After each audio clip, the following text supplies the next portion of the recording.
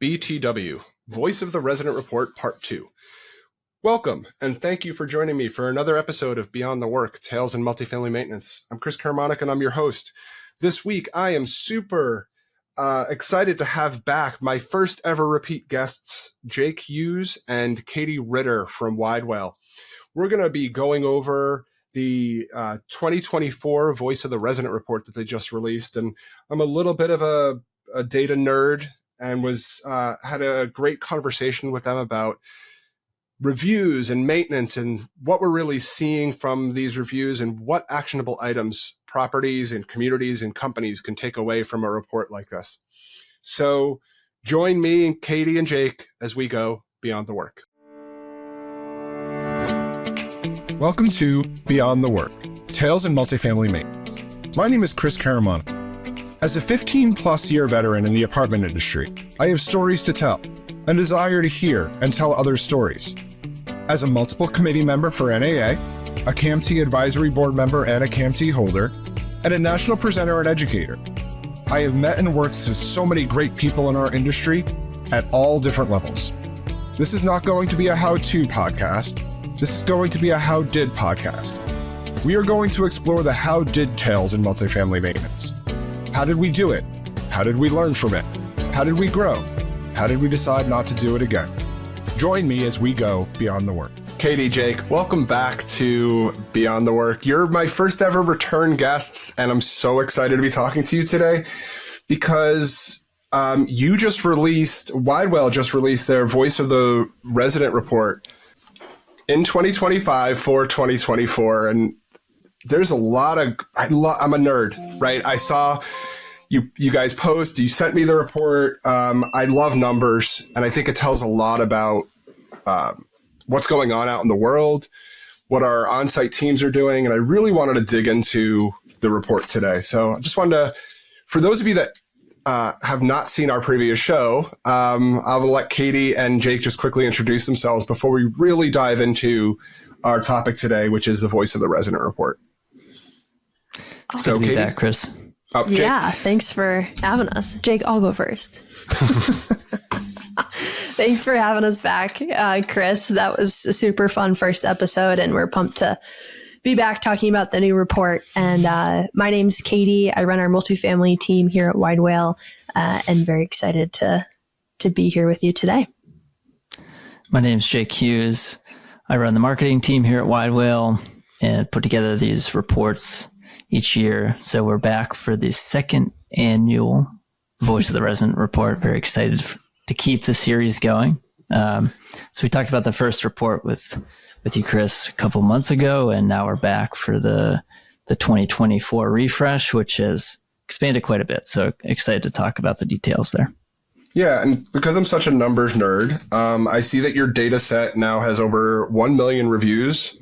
They're Google reviews only. And that this is, you're looking at your data set from January of 2023 through December of 2024. So this is the first year that you've had a year-over-year comparison. Is that correct? Mm-hmm. So last year's report was just shy of 500,000 reviews. We had a slightly smaller group collection of groups involved. We've expanded that. We've expanded the time range and ultimately the amount of reviews within the data set. So hitting 1 million reviews was a solid milestone for us. And last year we kind of initially put out, here's how often these topics are talked about in reviews and life cycle stages. This year, we're going to look at the same topics over a 2-year lifespan and see what's changing from 23 to 24. Yeah, one of the things I loved about your report is you said life cycles is really looking at the 4 main stages of life cycle of a resident, right? And when they're typically writing reviews and when they're reviewing a community from touring to move-in to maintenance, which is kind of the in-between, right? They move in, maintenance is everything in between, and then the last life cycle would be renewal that you do. And one of the things that stood out for me, the first thing that stood out for me is always maintenance. And I want to dig into that a little bit, but I was a little disheartened on the numbers for this year, the overall number versus last year's report. Katie, you want to talk a little bit to that? Because it hit me in the heart, and I was like, I got to talk to Katie about this as quickly as possible. Yes, so 2023 maintenance was the number one topic in negative reviews. It appeared the most, and we're back at it this year. It's actually increased 6% across all life cycle stages. So as the number one topic driving negativity.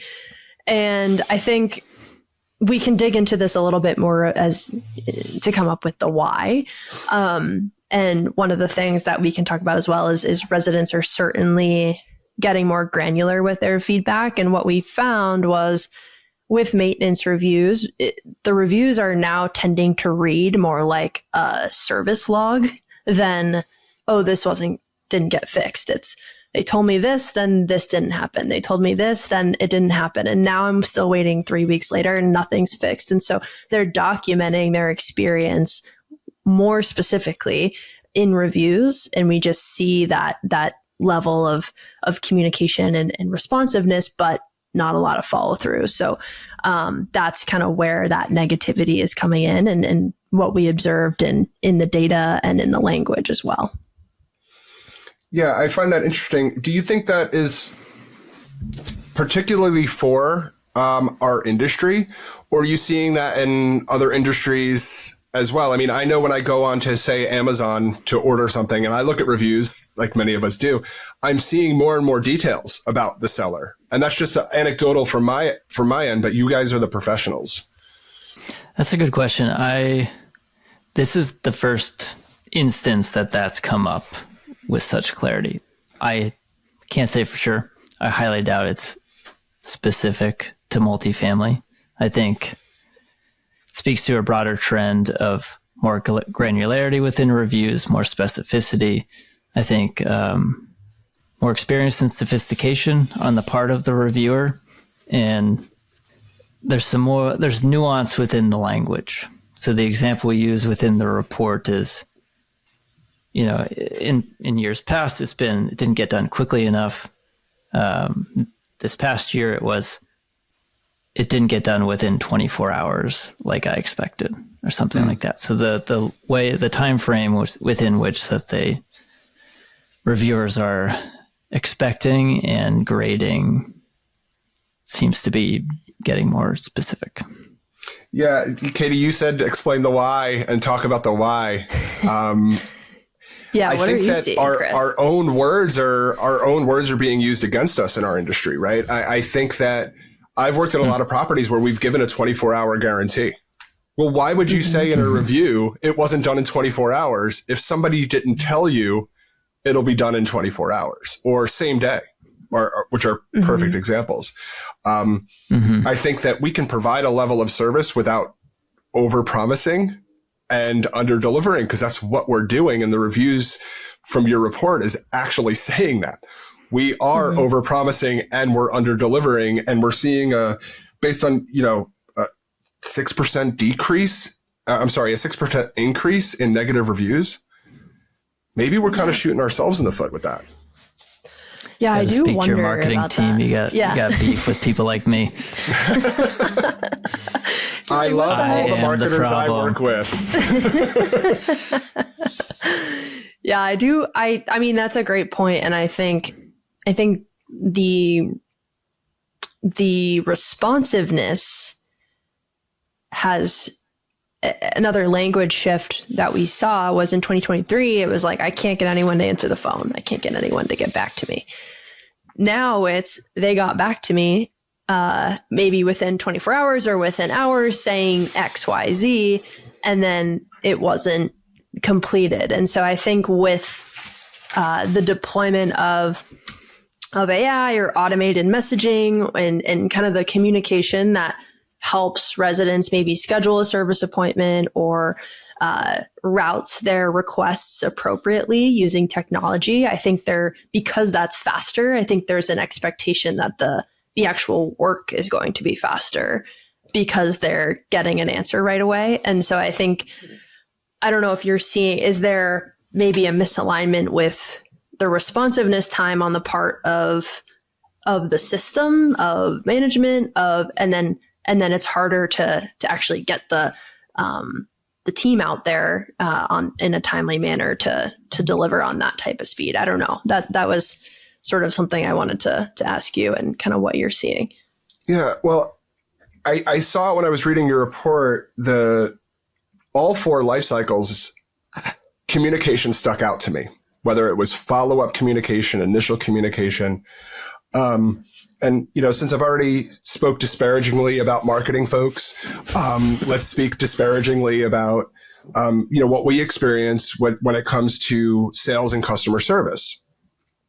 Everybody wants to give a prospect, a resident, the answer that they want to hear, not the answer they need to hear, the answer that they want to hear. So I think that's where it comes from, that communication breakdown, because when I call the office to tell them that I have an issue with my refrigerator, the resident wants to hear somebody's going to be there immediately.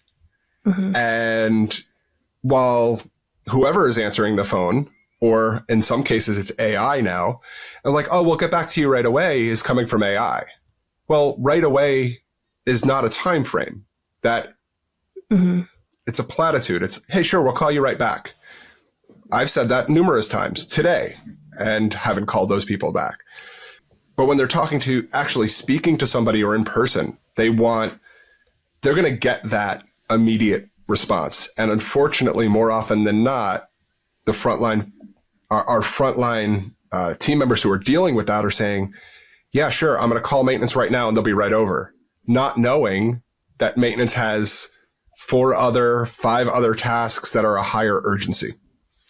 So that's kind of, again, this might be the theme of this episode. We kind of shoot ourselves shoot ourselves in the foot a little bit with trying to provide that customer service. When I call my cable company, I know they are going to tell me that this is the date and here's a 4-hour window. They could come at minute 1 of that 4-hour window, or they could come at minute 3:59 because they know. We often don't do that in multifamily. Yeah. And I think that's a great, that model of, and we've all experienced it, like, hey, here's the soonest I can get out there. And that's like, and maybe it's a week away, but now I know, and now I know, okay, they're on it. This is happening. And this is the window in which they're coming. I think that's important. And then on the flip side, I will say, not all negative that we saw in positive maintenance reviews. We did see a rise in the mention of management as well as more of facilitators of maintenance. So when they did call the office, you're right, they were getting some type of answer, and it was with specificity like that. So on the positive side, for companies that are getting it right, it does look a little bit more like that, where because of the technology, because everything's integrated and there's a system, anyone can answer the phone and look up the log and see, here's exactly what's going to happen. It doesn't necessarily have to be that maintenance tech. And so we did see in terms of positive experience that there was a rise there. I don't know, Jake, if you want to add anything to that. This seems to be a situation of when it works, it's being well regarded, and it doesn't always work. And so I don't know what the answer is on that one. It's a bit of a double-edged sword, but the communication and teamwork between multiple teams, especially at multiple different times. I have to imagine the complexity with dealing with promises made during a leasing process or a tour could be a long time before maintenance even gets involved. So documentation strikes me as very important in that scenario as well. So the complexity of it can't be downplayed, but we are noting some breaks within the system that residents are identifying. Yeah, I did see that maintenance and maintenance staff is mentioned almost 15% of the time in reviews. That's fantastic for just general maintenance. Maintenance staff is 10%. I remember back in my days of being on site in the early days of Yelp reviews, and I think we may have talked about this last time, but I think it's worth repeating. We used to ask for reviews. We were encouraged to have people put in reviews, good, bad, or indifferent. Obviously, we were always trying to, give positive experiences and positive reviews. But Katie, one of the things that stood out for me that I never thought about was when I was on site is that you're seeing more and more call outs of people's actual name and positions. I wish I did that years ago. It was more like, hey, can you just write us a good review as a community, not necessarily as a person or a position? Yeah. What do you think is driving that? Is that what you guys are seeing? Yeah, we saw this last year too, and people generally tend to be nicer to people. So in negative reviews, the system is broken. But in positive reviews, Chris crushed it. And I want to call out that performance. We also are seeing more granularity in role specialization. So people are commenting more specifically on the actual property manager, the leasing agent, the tour guide, and maintenance tech. There's just more specificity, and so I think in a way that's a positive signal in that they generally probably know where to go if they need help, and the right people are in front of them to help deliver that. And so but in positive reviews, the call out of the people, and we see this with just on-site staff in general, is something that is popular because people, they want to shout out the great work. And so we do see that in the positive reviews for sure, and not as much specific call outs in the negative. So one of the other things that stood out for me on the negative side, and I think I personally have a lot of feelings on why, was cleanliness complaints shot up in your year-over-year ratings by almost 17%. That's a lot. That is, not a good number. And it's showing up in 15% of your negative reviews. So this is a real problem. What are you seeing in the actual reviews that is driving that? What do you know what people are saying when it comes to cleanliness? Is it just for tours or maintenance or move-in? Was there a specific area that maybe that overall negative experience was in one life cycle or another? Do you want to take million dollar question? $1 million Chris. question, but that's what I'm here to ask, Jake. I'm here to ask $1 million questions to get $1 million answers. That metric surprised us as well. Yeah, I felt a little blindsided by it, to be honest. It wasn't as prominent last year. It seemed to have come out of nowhere. It comes up as the third most mentioned topic in negative reviews during maintenance. We're seeing a 16% growth year over year for cleanliness within maintenance. So notable maintenance topic, undoubtedly. And move-in also is another one. It increased 12% in move-in as well. So I think this also plays a little bit into leasing of just unit readiness, turnover, some specificity, and one of the other themes was kind of promises made during the leasing process. And to your point, Chris, of like what people want to hear is, oh, we'll fix it. Well, the carpet will be replaced, the paint, all of these things that maybe don't necessarily happen. There's not a final check, or they're just whatever is said out loud isn't necessarily logged or documented.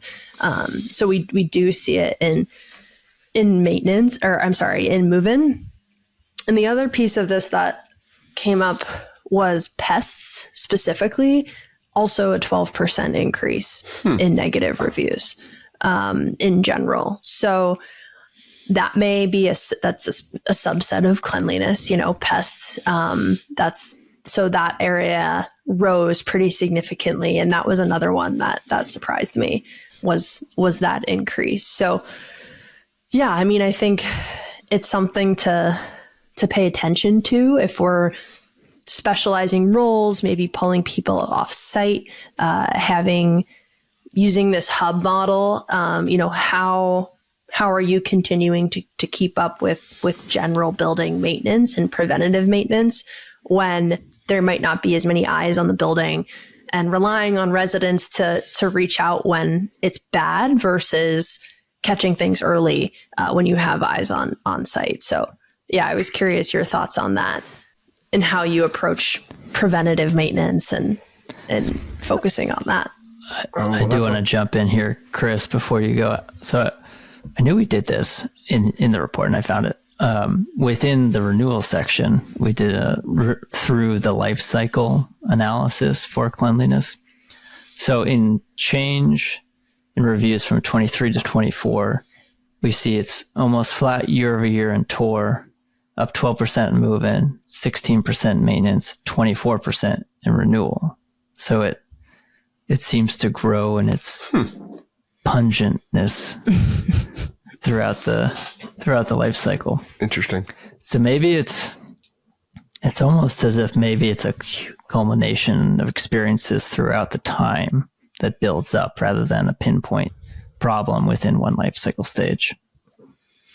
Yeah, I would agree with that just from my years as an operator and being on site. What I've started to see the industry moving away from is in-person tours with an actual property manager or a leasing consultant. Gotten a lot more remote tours or even video tours, right? On a video, you can make everything look beautiful on a tour. And then they walk into the unit and it's not as advertised. It doesn't look as clean as it did in the video. It may be the exact same apartment. Nothing could ever have been done. But we all look better on camera than we do in real life, myself included. And I think that could be definitely one of the major drivers for differences between tour and move-in.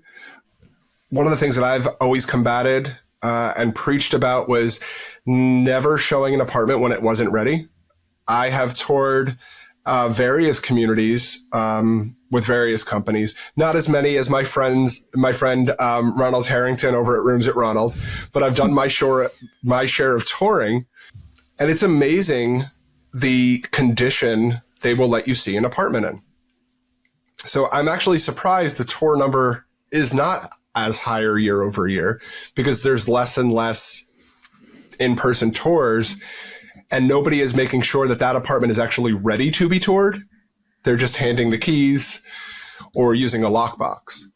Move-in, I think that is another area where we missed the mark. My clean is different than your clean. And one of the things that we always say to our maintenance team members is inspect what you expect. I've actually changed that a little bit. You know, when we're doing unit inspections, inspect what the resident expects. What is that resident going to expect when they move in? Just because you're happy with a little dust on a windowsill doesn't mean a new resident would be happy with it. And then, Jake, I think you said it best. It goes over time. We're seeing less and less maintenance staff on site, and that is really driving the cleanliness of the properties or, general upkeep of hallways, because we have seen a reduction in our maintenance workforce as an industry. And we can't do everything. Specifically, even the clean doesn't cost money, but it does take manpower, right? It doesn't cost a lot of money to clean, but you need manpower to do it. And that's why I think that we've had some issues as an industry, and we're seeing more and more of those negative reviews. Yeah. I often hear, with maintenance being such, you mentioned high turnover, staffing challenges.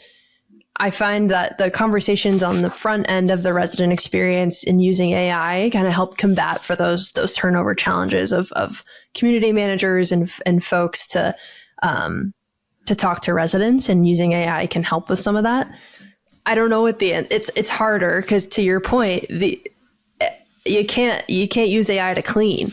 And so I don't know if you've thought of the turnover challenge and kind of where that path is to help make that better.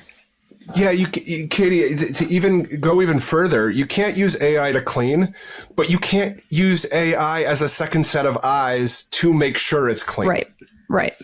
Because here I am, I'm the maintenance technician. I'm delivering this beautiful apartment. I have worked diligently on it for weeks, and maybe I had some areas that I missed, or it just wasn't as clean as you or a resident might think. With AI, with chatbots, with online leasing, there's less and less of the second set of eyes at a property that typically has existed historically to make sure that it is up to the expectations of the residents. And we're leaving that in the hands of one person, our maintenance, our maintenance supervisor, our maintenance technician. And we've always preached, have two sets of eyes. As long as I've been in this industry and long before me, have two sets of eyes on everything. Check, double check. We're seeing less and less of that now, which could be a driving force in these negative reviews. Yeah, that makes sense. I mentioned this to you before we started recording, but I think I'd be curious to dig in to the technology that Waymo uses, because they don't record audio, but they record, and there's video in the vehicle. And Waymo are the self-driving cars. Yes, our self-driving cars. Yes. So there's no human, there's no eyes necessarily in there. It's not an Uber driver where if someone leaves trash in the back, they can just go pick it up and throw it out. And I believe some of their video technology is the eyes, because to your point, you have to have eyes on it. You have to make sure that, so I don't know, maybe a future state is cameras that are looking for trash or something, something that doesn't look great. But I still think that you can't have enough cameras in a 200 unit building to monitor for all that. In a little car, yeah. But in a large building, it's incredibly difficult. So yeah, I hear you on the second set of eyes is so important. Staying on the move-in topic, one of the things in your report that stood out to me was that maintenance isn't a service issue. Pardon me, I'm going to read exactly what it says. I want to make sure I get it right, because I think it's very telling. Maintenance isn't just a service issue; it's a trust issue. During move-in, maintenance is your biggest liability and your best opportunity to build credibility quickly. I want to put that on a t-shirt, because maintenance isn't always a service issue. It is about trust and credibility. And more communities, as I previously said, are kind of going away from that. What do you have to support that maintenance isn't a service issue? Because I think it's really, people hear maintenance and they think service issue. You are very bold in saying for move-ins that it's not a service issue. So what do you attribute that to? Is there anything you could talk to me a little bit about backing that statement up with? So we look at the data overall. Maintenance comes up in about 37% of negative reviews. Within the move-in context, maintenance comes up in 44% of negative reviews. I think maintenance appears to be the number one component of the number one variable component of a successful move-in. The cleanliness, the quality, fixing problems in that moment. You set the tone for the rest of the experience, the relationship with the property management team. And it, I mean, maybe it's like a little bit of semantics and us being grandiose here, but I think I love it. You are establishing trust if you do it right in that moment. And trust is broken if the leasing team makes a promise that was more of lip service to the resident than reality, and that isn't backed up during the move-in experience. You're losing trust if you promise speed of 24 hours or less, service level agreement that is broken right off the bat. You're breaking trust if you presented one unit and it was different from the rent unit that they ultimately ended up in, and there was some misaligned expectations there. You just have this opportunity to set the tone. And as we've seen in some of the other data within the report, small issues in the beginning eat away. These small changes, maybe you're moving some maintenance staff off-site, maybe your cleanliness is not terrible, but slightly not good enough at 5 moments instead of 1 moment. These things just build up, and then you really have a lot of the scar tissue present itself within the renewal stage. That renewal is a great microcosm to look at to get a sense for how the property is doing, because all the small issues grow into big issues and that it presents themselves. It kind of builds up to that end. Yeah. And it's the first time the resident is your customer. It's the first touch point of like a tour. They're not there yet. And it's the window into how they are going to be treated for the next year. And so I think expectations are really high. I actually I recently moved to LA and I was shopping around for apartments. So being on that side of things was actually pretty interesting. Did you write a review? I did. I did leave a couple reviews for some really nice tours. But we ended up going with not a building. So just in a single family, or it's like a 4-unit building. And we had the opportunity to, and I don't know if this happens. I was curious to get your thoughts, but I was in direct communication with our landlord, and and maybe this is a more smaller landlord thing, but he was like, hey, go walk the unit, make sure the team didn't miss anything before we moved in. And I walked it, I took videos. There was a couple things that I pointed out, and it was fixed by the time we moved in. So I didn't know, is that something that is feasible, like a pre-screen, or is it harder to do when you're backed up against like move out dates and then you turn the unit in a day? There's not necessarily that time. I was just curious because I thought that was great, because then it was like, hey, let me know. I don't know. That was just something that I thought of. So your landlord used you as your self-checkout. Yep. Right? Yep, exactly. Like, this is on you if something right. You tell me if there's anything wrong with the apartment that I'm renting you that you're paying me for. We tried. You go check. Right. So you can kind of see where I'm going and how I feel about that. I think that's probably one of the single biggest problems that we have in multifamily industry when it comes to the move-in, right? Is we mentioned earlier that nobody is really walking, or I shouldn't say, I make lots of big statements on my show. So far, I haven't gotten in trouble. But what we're doing, one of the things that I hate is when a resident, a leasing consultant would come to me and say, oh, we want to show Katie her apartment. We know it's not ready yet, but she really wants to see it. She's here. She has a check. It's okay that you're not done. Well, Katie, when you walk in that apartment with the leasing consultant, you're not seeing a perfect product. And that is your first impression of that apartment, and it will always be your impression. Mm-hmm. You might come back 2 weeks later, and it may be immaculate, but you'll always remember that stain that you saw on the carpet. Even though it's not there when you move in, you're always going to remember it. You're going to remember the dusty blinds, and you're going to go, wow, these blinds must get dusty really fast. And if you find some dust in some area of the apartment, I knew that they wouldn't clean this to my expectations. Mm-hmm. And what we're seeing is a lot more and more, because of the reduction of staffing on site, we're seeing that happen more and more, where residents are seeing apartments that aren't ready. And that's their first impression. That first impression carries all the way through. I use the self-checkout analogy as because, you were unpaid labor for that landlord. Yeah. You actually paid him to to do your job, to do his job, and to do the site. This is making me feel better.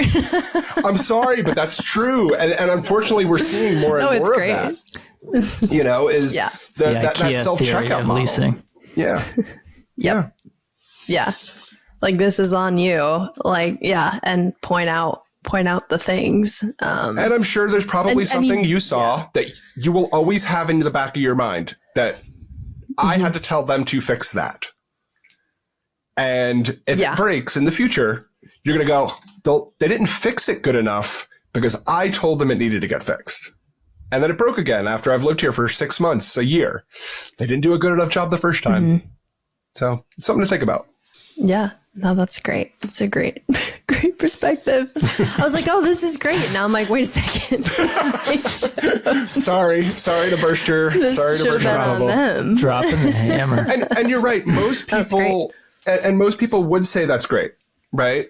But for the most part, when I have a resident move into an apartment, I don't want them to find anything. If I have done my job, if my community, my team, from the maintenance tech to the maintenance supervisor to the property manager and the leasing consultant, if they've all done their job, the resident should turn back a completely empty sheet with a signature on it that says thank you at the bottom, because they can't find anything. That's not what happens. It's not what happens. And your reviews show it. Your reviews show it. 100%. Yeah. Well, let me see. What other soapbox can I jump on today for our conversation? That's great. So we talked about move-ins. Renewals is always interesting to me. And I speak about this a lot, is that if a resident renews, I firmly believe it's because of maintenance. When people don't renew, there could be a lot of reasons people don't renew. Personal life, personal changes being one of them. But all things considered, if they don't have any major life changes, the office has not raised the rent by, 15, 20%. The reason that people really renew is for renewals. The reason that people renew is because of maintenance. It's because of the cleanliness. It's because of the upkeep. It's because of the follow-up and the responsiveness. All the things that we saw negative kind of in other areas. I was interested to see the statistic of friendliness as something that was called out in renewals.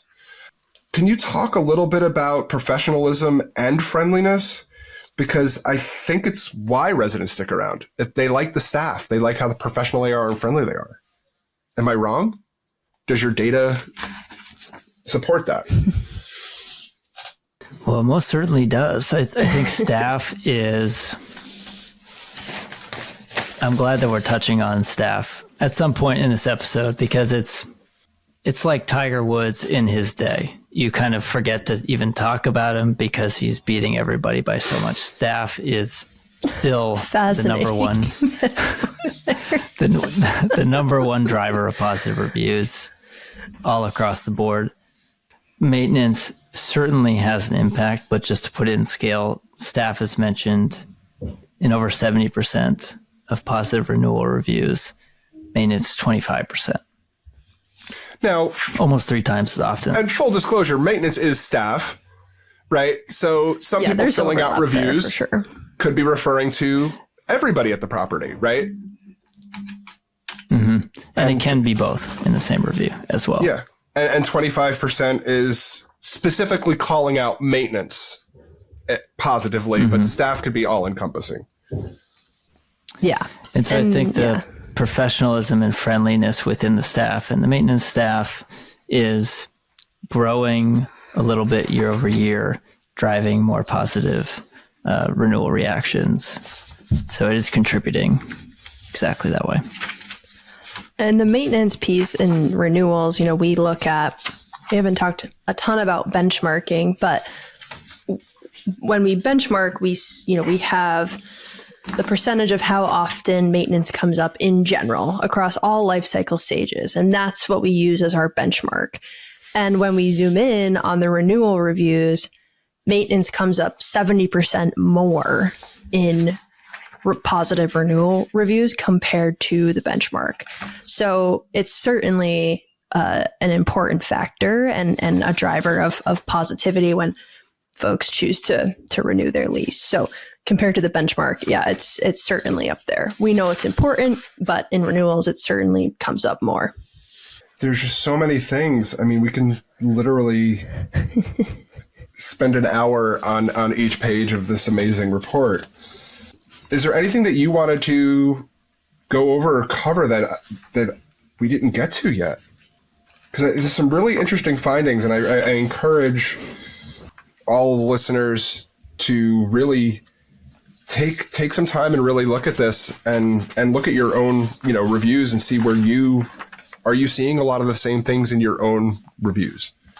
The one thing that I would like to bring up, this is a broader statement this year that seems to be a notable difference from 2023 is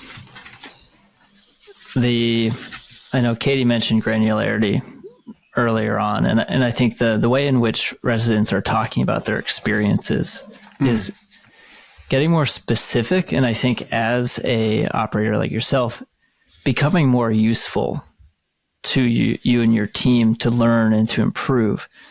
When someone says, I had a great experience, 5 stars, it feels good, but it's not really that actionable. It's not super useful in your ability to fine tune the nuances of your business, because we're talking, we've been talking a lot about the growth of negativity within maintenance. We're still talking about a 6% increase. These are somewhat small, somewhat detailed changes. And I think for mature organizations, it is really about fine tuning and fine tuning the dynamics of the team, fine tuning the different life cycle stages and the way that you adopt new technology and integrate it changes over time. It becomes increasingly or decreasingly a challenge. So in some, the usefulness of review content and feedback content seems to be becoming better, which is really exciting because it gives you a tool that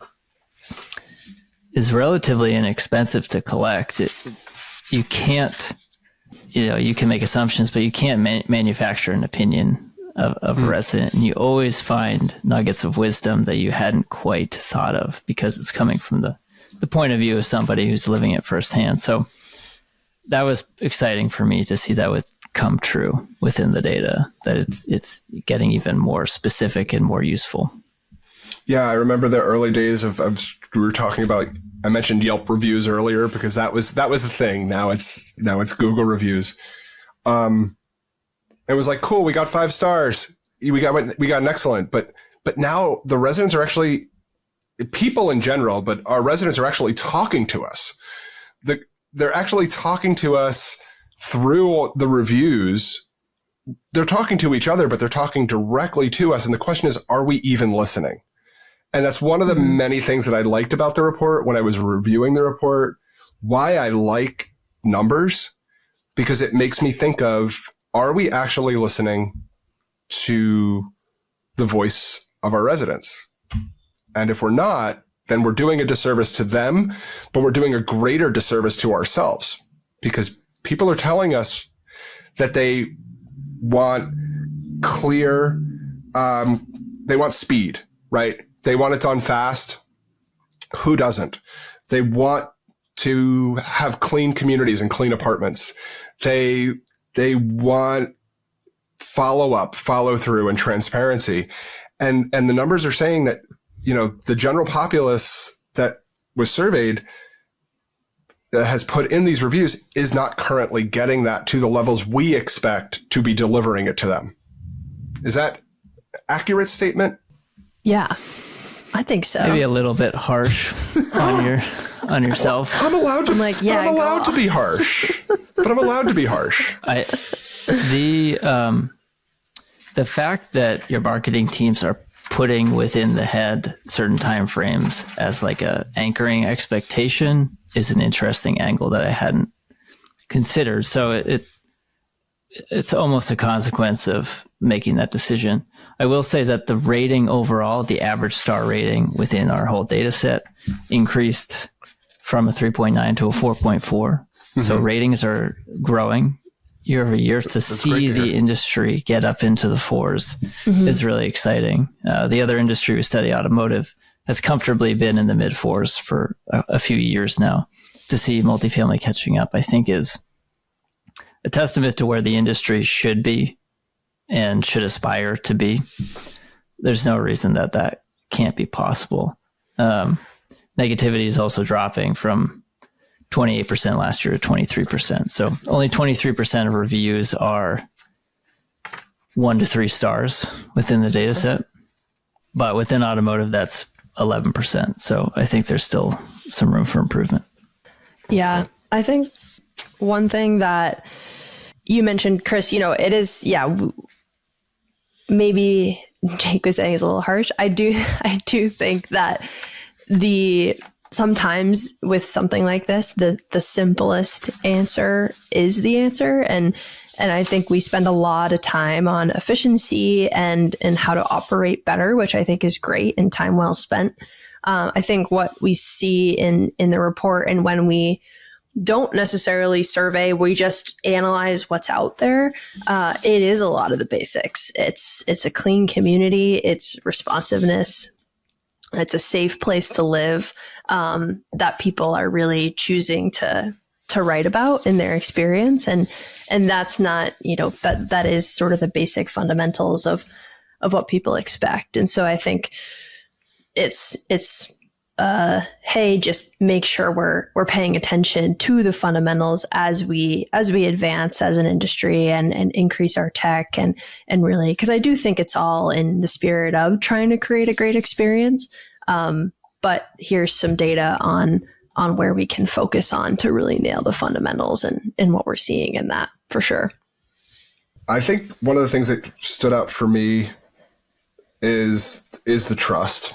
And I think it was written really well in here in your report that residents aren't just reacting to delays, they're reacting to broken trust.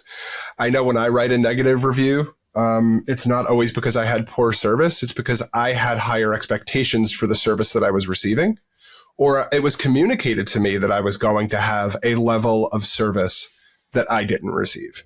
And I think that kind of sums up a lot of the key areas that we've been talking about today. Is that, promises aren't being kept, communication follow-up is not being done, and that is turning into the negative reviews. Positive reviews are going to come. You're always going to have people that are going to sing your praises, tell you what a great job you're doing, but the negative reviews come from lack of speed, lack of trust, broken trust, lack of follow-up. And I think that's a huge takeaway for the industry, maintenance in particular, because we are out there in the field, we are providing that level of service during a resident's entire life cycle, from tour through renewal and eventually move out. So I think that's the most important thing that I am going to take away from our conversation today and reading the Voice of the Resident report. Katie, Jake, do you have any closing remarks or information for the audience on Widewail, where they can get, find out more information about Widewail services and end this report that we've been exhaustively digging through all the minutia of, which I think is fantastic. Well, thank you for having us, Chris. Thank you for reading the report in such detail. Chris. Lots of marked up pages I have here, and we could have went on for longer. The report is available at widewail.com/VOR, Voice of Resident. So you can go grab it over there, and you can read through all of the services that we offer at widewail.com and check that out. So reputation management, help you get reviews, respond to reviews. And the report itself, the original concept was, what can we find out from reviews? Is it possible to put it together and make it organized in such a way that we can source some really interesting and useful insights from reviews, such that it's not just this sort of vanity tool. My community is better than your community. There's some real meat here, and I think we've proven that within the report. And our reporting within Widewail can do that for your community as well. Yeah, I lost my train of thought, and then that just brought me back on track. I am hearing more and more from operators just in my conversations that they're craving this type of level of granularity, even in their data. So more than just, hey, here's a overall score of how you're doing. Here's your 4.4. It's like, okay, awesome. What about that is going really well, and what about that isn't going well? Right. And I think that's what we're aiming to do, and that's what we're doing is measuring the resident experience and being able to track that. And it is possible to measure some of these things that might not feel measurable. It's possible to do that. So I think that while residents are getting more granular in reviews, I definitely hear and feel that operators are seeing that as well, and really trying to extract that type of data to go beyond the score, go beyond the overarching score to find ways to get better. Awesome. Well, thank you. Katie Ritter, Jake Hughes from Widewail, thank you so much for being available to really dig into this report with me today. It's a real pleasure. I love talking to you guys. I love nerding out over this stuff, and you gave me a lot of good reading and things to think about. Thank you all for joining me and Katie and Jake for this episode of Beyond the Work, and we will talk to you soon. Please like, subscribe, and share with all your friends, and pick up a copy of the Voice of the Resident report on Widewail's website. Thank you all, and talk to you soon. Thank you for joining me for this episode. No matter how long you've been in our industry, or what position you have at your company or your community, everyone has a maintenance story to tell. Go to www.multifamilymedianetwork.com and leave me a voice message, or share your information and we can tell your tale together on a future episode. Please check out our sponsors and like, subscribe, and follow to this podcast or video, and join the Multifamily Media News Network newsletter for upcoming shows and blogs from me and the other great hosts on our network. Our stories all connect us. See you for the next chapter.